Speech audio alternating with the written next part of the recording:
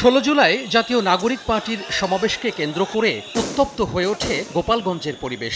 নিষিদ্ধ ঘোষিত ছাত্রলীগ সহ পতিত আওয়ামী লীগের নেতাকর্মীদের দফায় দফায় হামলা আর সংঘর্ষে রণক্ষেত্রে পরিণত হয় পৌর পার্ক এলাকা। দিনভর সংঘর্ষের ঘটনায় এখন পর্যন্ত মারা গেছেন 5 জন।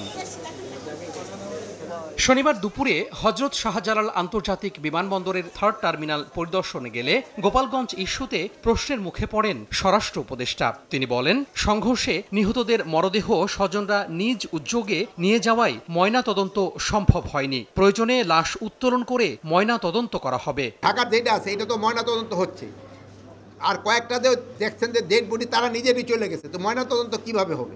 ওইগুলি যদি দরকার হয় আবার ময়না তদন্ত হবে। কমিটি গ্রহণ করা হয়েছে, এই কমিটিতেই নির্ধারণ করবে এটা কার দায়। প্রায় 3 দিন পর ধীরে ধীরে পুরানো রূপে ফিরছে গোপালগঞ্জ। শনিবার ভোর 6টা থেকে অনেকটা স্বাভাবিক হতে শুরু করেছে গোপালগঞ্জের পরিস্থিতি। লোক সমাগম বেড়েছে রাস্তাঘাট ও বাজারেও, যদিও এখনো জনমনে কাটেনি শঙ্কা। যে অস্থিরতা, আমরা বয়স্ক মানুষ, আমাদের যে মনে করেন মানসিক টেনশন, কোনো লোকজন সাহস করে বাইরে না। আমরা এই যে মাল কিনে প্রত্যেকদিন কিনি, প্রত্যেকদিন ফেলাই দেওয়া লাগে। আতঙ্কের মধ্যে আছে, আমরা তো দিনমজুরি ভাই।